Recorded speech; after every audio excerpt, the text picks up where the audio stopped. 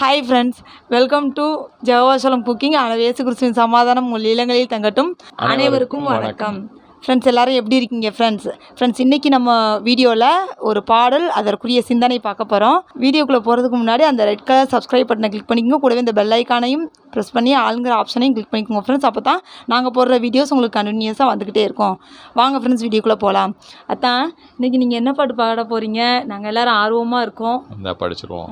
நெல்லின் விதை போடாமல் நெல்லும் வருமா, வேர்வை அது சிந்தாமல் வெள்ளி பணமா, வெள்ளை இளஞ்சிட்டுக்கள் வெற்றி கொடி கட்டுங்கள், சொர்க்கம் அதை தட்டுங்கள், விண்ணை தொடுங்கள், பேருக்கு வாழ்வது வாழ்க்கையல்ல, ஊருக்கு வாழ்வதில் தோல்வி இல்லை. அதான் இன்னைக்குள்ள பாடல். மிகுந்த ஆழ்ந்த சிந்தனை. நெல் வந்து நம்ம விதைக்காமல் வந்து நெல் வந்து அறுக்க முடியாது. அதுமாதிரி வந்து உழைப்பு இல்லாமல் வந்து அதோட பயன் வந்து வாழ்க்கையில் நமக்கு வந்து கிடைக்காது அப்படிங்கிறத வந்து கவிஞர் வந்து இதில் வந்து சொல்லியிருக்காரு. அதுபோக என்ன சொல்லியிருக்காருன்னா, பேருக்கு வாழ்வது வாழ்க்கை இல்லை, ஊருக்கு வாழ்வதில் தோல்வி இல்லை அப்படின்னு சொல்லியிருக்காரு. அதுலேயுமே வந்து அவர் ஊருக்கு வாழ்கிறதுனா நம்ம என்னமோன்னு நினைக்க தேவையில்லை. ஊருக்கு வாழ்கிறதுக்கு அதுவும் அர்த்தம் வந்து அந்த உழைப்பு தான். இப்போ நம்ம வேலை செய்கிறோம் அப்படின்னா அந்த வேலை நமக்காக செய்யலை இல்லையா? அதில் வந்து அடுத்தவங்களுக்காண்டி நம்ம செய்கிறோம் இல்லையா? அவங்க இன்னொருத்தவங்களுக்காண்டி வேலை செய்வாங்க. ஒரு கம்பெனியில் வந்து ஒரு தொழிலாளி வந்து ஒர்க் பண்ணுறாங்க அப்படின்னா, வேலை செய்கிறாங்கன்னா, அந்த தொழிலாளி வந்து ஒரு பொருளை வந்து தயாரிக்கிறதுக்கு உதவி செய்கிறாங்க. அந்த முதலாளி வந்து அந்த பொருளை வந்து இன்னொருத்தங்களுக்கு வந்து செஞ்சு கொடுக்குறாரு. இன்னொருத்தங்களுக்கு வந்து உதவியாக இருக்கும். அதை தான் வந்து சொல்கிறாங்க. அதாவது பிறருக்கு வாழ்ந்தோம்னா நமக்கு வந்து தோல்வியே கிடையாது அப்படின்னு சொல்கிறாங்க. நம்மளோட உழைப்பு வந்து பிறருக்காக வந்து நம்ம உழைக்கிறோம். அதில் வந்து நமக்கு நன்மை அதிகமாக கிடைக்கும் அப்படின்னு கடவுள் வந்து சொல்லியிருக்காரு. இது வந்து வேதத்தில் வந்து எப்படி சொல்லியிருக்காங்க அப்படின்னா, இந்த உழைப்புக்கு வந்து ஃபஸ்ட்டு வந்து உதாரணம் வந்து என்ன சொல்கிறாங்கன்னா, எறும்பு வந்து சொல்லுவாங்க. நீதிமொழிகளில் வந்து பார்க்கலாம். அந்த எறும்புகளை பாருங்கள், அவைகளுக்கு தலைவனும் இல்லை, கண்காணியும் இல்லை, எந்த அதிகாரியும் இல்லை. எறும்புக்கு வந்து ஏதாவது தலைவன் இருக்காரா? எதாவது கண்காணி இருக்காரா? ஆமாம், ஏதாவது அதிகாரி இருக்காரா எறும்புகளுக்கு? ஆனால் அதை பாருங்கள், எப்போவும் சுறுசுறுப்பாக இருக்கும். எறும்பு மாதிரி சுறுசுறுப்பாக இருக்கணும்னு சொல்லுவாங்க. சுறுசுறுப்பாக இருக்கும், தன்னோட வேலையை வந்து செஞ்சுக்கிட்டே இருக்கும். கொஞ்ச நேரம் கூட சும்மாவே இருக்காது, நடந்துக்கிட்டே இருக்கும். அது வந்து அதுகளே பின்னாடி வந்து சொல்லியிருப்பாங்க. அது வந்து கோடை காலத்தில் உணவை சேமித்து வைக்கும், அறுவடை காலத்தில் தானியத்தை சேமித்து வைக்கும் சொல்லி அதுவும் வேதத்தில் வந்து சொல்லியிருப்பாங்க. அது எப்படி வந்து சுறுசுறுப்பாக எல்லா டயத்துலையும் இறங்கி அந்த கிடைக்கிற நேரத்தில் அதோட கடமையை கரெக்டாக செஞ்சு தேவை வந்து அதிகமாக இருக்கிற நேரத்தில் வந்து அதை வந்து பயன்படுத்திக்கணும்.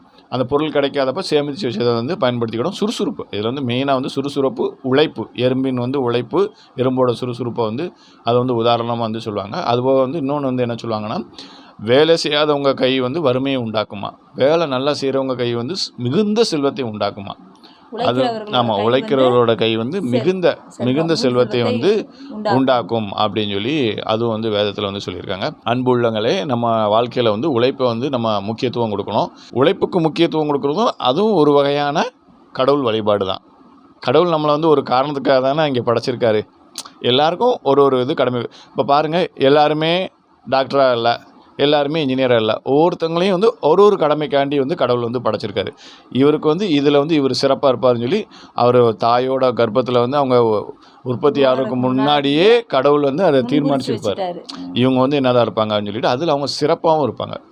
அதே மாதிரி ஒவ்வொருத்தவங்களும் வந்து இப்போ மருத்துவ பணியெலாம் வந்து எவ்வளோ இன்றியமையாத பணியாக இருக்குன்னு சொல்லி பாருங்கள். அது வந்து மருத்துவர்கள் வந்து எவ்வளோ உயிரை காக்கிற கடமையை வந்து செய்கிறாங்க. ஒரு கட்டட இன்ஜினியர் வந்து எவ்வளோ அழகான வீடு, அவங்களோட படைப்புகள்லாம் பாருங்கள். அந்த காலத்தில் வந்து சிற்பிகள், கட்டட கலைஞர்கள் வந்து இருந்தாங்க. இப்போ வந்து இன்னும் இப்போ உள்ள ஆர்கிடெக்ட்லாம் பார்த்தீங்கன்னா, நீங்கள் சும்மா நார்மலாக வந்து ஏதாவது ஒரு யூடியூப்பில் போய் ஒரு வீடை போய் பாருங்கள், எவ்வளோ ரசித்து எவ்வளோ அழகாக கட்டி கொடுத்துருக்காங்க பாருங்கள். இன்ஜினியர்ஸ் எவ்வளோ பிரமிப்பாக இருக்கும் பாருங்க, பிரம்மாண்டமாக படைக்கிறாங்க பார்த்தீங்களா. இது தூய்மை பணியாளர்கள் இல்லைன்னா வந்து நம்ம ஊர் நாடுலாம் என்னாவும் பாருங்கள். அவங்க கடமையை பாருங்கள், ஏர்லி மார்னிங் அவங்க வந்து அவங்களோட வேலையை வந்து ரொட்டீனாக வந்து எந்த ஒரு மாற்றமும் இல்லாமல் வந்து பக்காவாக பண்ணுறதுனால நம்ம ஊரே மணக்குது. அந்த துப்புரவு. ஆமாம், இப்போ கூட திருச்செந்தூர் நம்ம போயிருந்தோம்ல, எப்படி அவங்க க்ளீன் பண்ணிக்கிட்டே இருந்தாங்க. ஆமாம், நல்லா இது பண்ணி வச்சுருந்தாங்க. அதனால் ஒவ்வொருத்தங்களுக்கும் ஒரு கடமை இருக்குது. அந்த கடமையில் அவங்க சிறப்பாக செய்யும்போது கடவுள் வந்து அவங்கள வந்து மிக நிறைவாக வந்து ஆசீர்வதிப்பார். எந்த நன்மையும் அவங்களுக்கு குறைவுபடாது. எல்லா நன்மையான ஆசீர்வாதங்களாலும் அவங்கள நிரப்புவார். நம்மளோட கடமையை, நம்மளோட உழைப்பை தொடர்ந்து சுறுசுறுப்பாக எறும்பை போல் எல்லாரும் செய்யணும்னு எல்லாமல்ல இறைவனிடம் இறைவனிடம் நாங்கள் இருவரும் வேண்டிக் கொண்டே இருக்கிறோம். எல்லாருக்கும் நன்றி, வணக்கம். உழைப்பே உயர்வுன்னு நீங்கள் சொல்ல வர்றீங்க. அப்போ ஆமாம், உழைப்பு தான் உயர்வு. உழைப்பே உயர்வு, உண்மைதான். உழைப்பு தான் உயர்வு. ஆமாம், உழைப்பு இருந்தால் தான் கடவுளும் உயர்த்துவார். ஆமாம் ஆமாம் கடவுள் அதுக்காண்டி தானே நம்மளை படைச்சிருக்காரு. நீங்கள் நல்லா சிந்திச்சு பாருங்கள். நமக்கு கடவுள் கொடுத்த ஆசீர்வாதத்தை, நல்ல கைகால் சுகத்தை கொடுத்துருக்காரு, நல்ல சிந்தனையை கொடுத்துருக்காரு.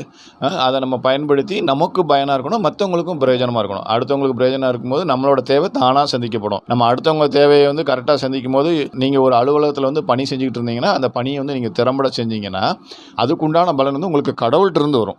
நமக்கு பலன் கொடுக்குறவர் வந்து அங்கே மேலே இருக்கார், அவர்கிட்டருந்து பலன் வரும். முதலாளி வந்து சரியில்லை, அது நமக்கு சொல்ல தேவையில்லை. முதலாளி வந்து எப்படி இருக்காங்களோ அது நமக்கு தேவையில்லை. நம்ம பணியை சரியாக செய்தோம் என்றால் நமக்கு பலன் இறைவனிடமிருந்து வரும். சூப்பர் தான், சூப்பர். ஓகே ஃப்ரெண்ட்ஸ், இந்த வீடியோ வந்து எங்கள் அறிவுக்கு எட்டினதை நாங்கள் சொல்லியிருக்கோம். என்னத்தான் உங்களுக்கு வந்து கண்டிப்பாக பயனுள்ளதாக இருக்கும்னு நாங்கள் நம்புகிறோம். இந்த வீடியோ உங்களுக்கு பிடிச்சிருந்துச்சுன்னா உங்கள் நட்புகளுக்கும் உங்கள் சொந்தங்களுக்கும் எங்களோட வீடியோவை பகிர்ந்து மகிழுங்கள். இன்னும் ஒரு அருமையான வீடியோவில் நாங்கள் உங்களை சந்திக்கிறோம். அது வரைக்கும் பாய் ஃப்ரெண்ட்ஸ். நன்றி அனைவருக்கும்.